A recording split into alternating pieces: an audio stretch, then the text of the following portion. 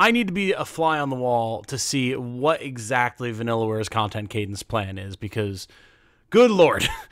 My name is Tom, otherwise known as Titanium Legman, and welcome back to the channel. Unicorn Overlord.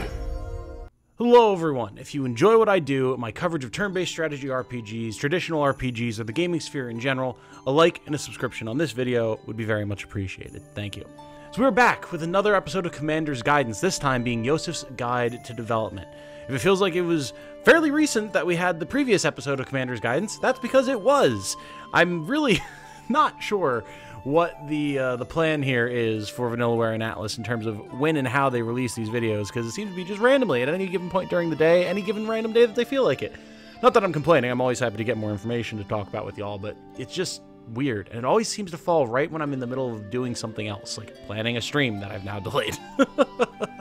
But complaining aside, there's a lot of interesting stuff to talk about here. Even though these Commander's Guidance videos tend to be short, they often have a lot that they bring to the table, so we're going to talk about that. Now, before we get into the direct topic, I do want to talk about something that I finally feel like I've got the insight into to understand because of this video. We finally know more about how combat resources work. We have two crystals, we've seen them before, floating above each character. Orange crystals are AP, or what I'm calling action points, and blue crystals are PP, or what I'm calling passive points.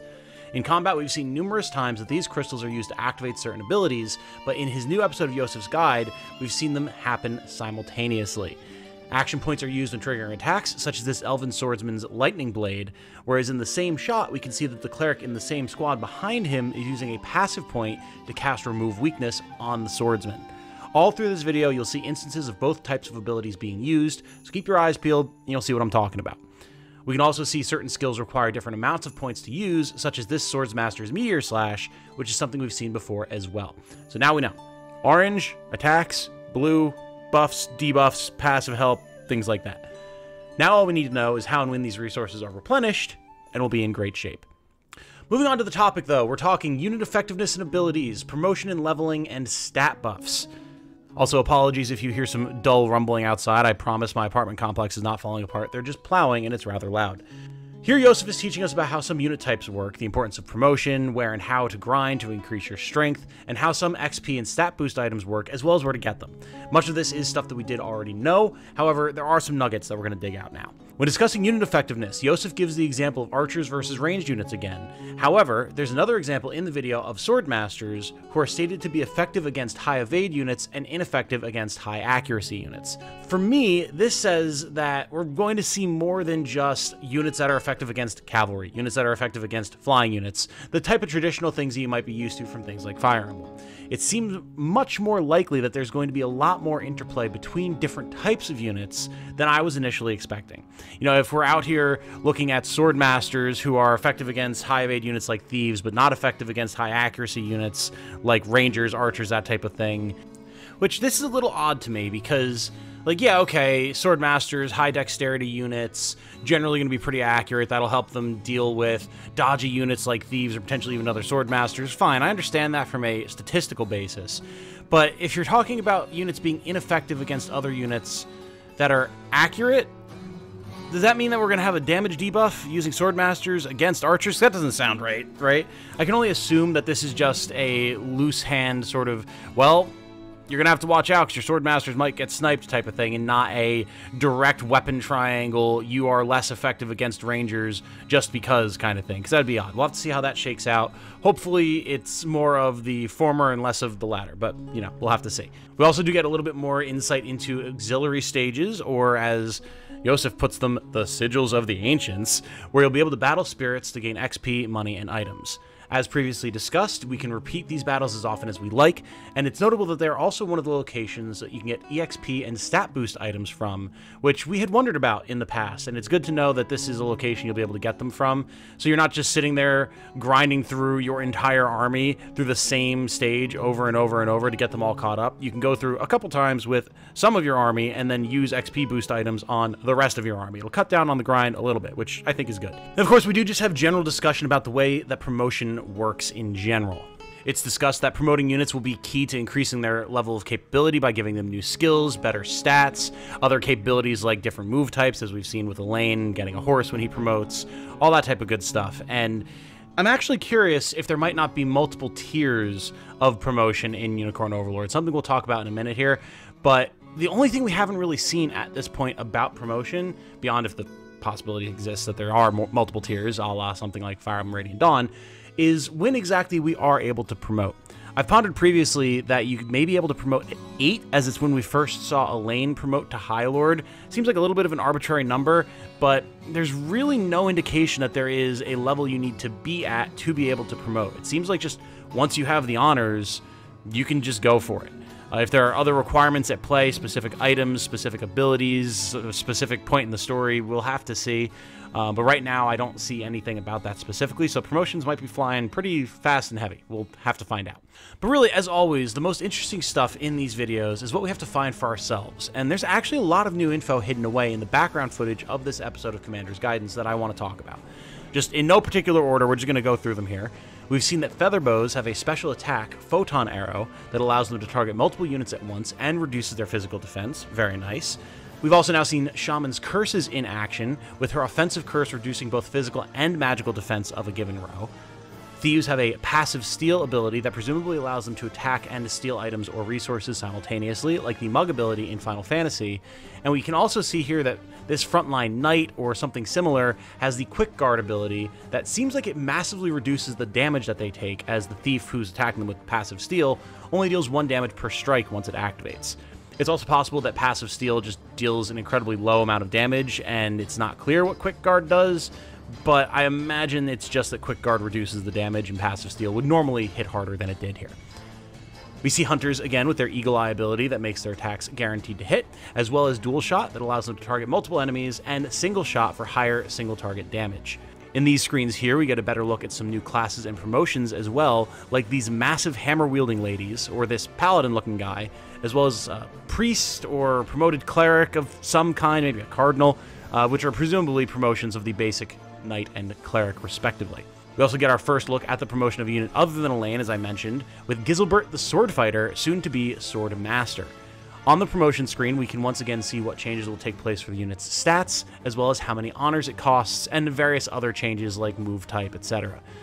It also seems that promotion may grant access to more action and passive points, as we can see here by the outline on these crystals, implying that they're newly acquired on promotion. And it's possible that this shows again that there's going to be multiple tiers of promotion. Since each character has room for up to 4 of each crystal, we might be seeing you get up to 4 tiers of promotion to get the maximum number of points. Hard to say, but maybe.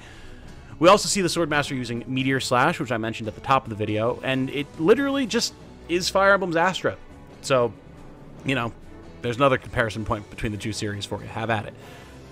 We've also finally seen some magic spells being cast for damage, courtesy of Witch Yana, who also buffs this absolute unit, Bernice. My Lord, look at this girl's legs. She has not skipped leg day once in her life. She has never even considered it. Look at that definition. Jesus Christ, she's huge. I think this is a trait of, I'm assuming the mercenary class is what class she is, as we have seen some other generics that also have this insane muscle definition in their thighs. But yeah, Bernice, I feel like might be the subject of a lot of fan art, given the internet's current obsession with muscle mommies. We also see more trap items as well, which makes me excited, and I know will make other community members like Segno excited as well, as it confirms that barricades, mines, traps, and bombs will all be pretty common sights on the battlefield, which I'm very excited about. We've seen there are certain abilities that allow you to more easily destroy barricades, and as such, I can only imagine that there's going to be other play with these types of battlefield items as well, which is awesome. Again, I've talked about it before, but when you're going to be exploring this whole world map in a kind of open world scenario, you can move freely around the battlefield when you're moving your troops, and you have the ability to actually field, maybe not siege weaponry, but at least tools of warfare like this. It's going to make everything feel a lot more dynamic and a bit more grounded as well. The world will feel less empty, less like you're just running lines of dudes at each other just across open fields, and more like you're actually trying to wage a war and utilizing strategy, which in a strategy RPG, kind of a big deal, and I'm glad to see that it's going to be in play here. How many different variations of these types of items we're going to see is, of course, anyone's guess, but at least now here we've seen a couple different types of mines, some bombs, some bear traps, and a couple different levels of barricades that are presumably at different tiers of effectiveness, strength, HP, all that type of good stuff. So Will it keep going up as we go through the game? Presumably, and I'm excited to see what other stuff we might be able to utilize here. Maybe we'll even see a class or two that specializes in utilizing these kinds of battlefield items, similar to Jens the Engineer from Triangle Strategy, who was always a favorite of mine. Not the most powerful character around, but we did have some great times in our campaign of Triangle Strategy with him, so we'll see. Maybe we'll make him proud. And that's the nitty-gritty of what we've seen here in this episode of Commander's Guidance, courtesy of Josef. There's a lot of good stuff. The next and final episode will apparently be on battle itself, and I imagine this is where we're finally going to get some of those finer point details about how the action point economy works, how stats like initiative, which we can see here on the Swordmaster's stat screen, will work, what that entails for how and when units attack, targeting, utilization of abilities, all that type of good stuff. Very important episode that'll be, and at this point, with how much faster they're releasing episodes, it might come out tomorrow, who knows, but you know that I'll be covering it. What other details have you seen in this video that I might have missed? There's certainly a lot going on, and I did my best to comb through it pretty quick, but I mean, it's always possible that I've missed something. Let me know. What is the most interesting mechanic or unit or other type of information that you've seen here? Let me know that as well. And if there's any other pieces of information that come out alongside this video, so oftentimes there will be other character information drops, profiles, news articles, things like that. I'll be sure to do another video or some sort of update to this one with that information as well. With all of that said, though, thank you all so much for watching. I do very much appreciate it. My name has been Tom, otherwise known as Titanium Legman. I hope you all have a good night.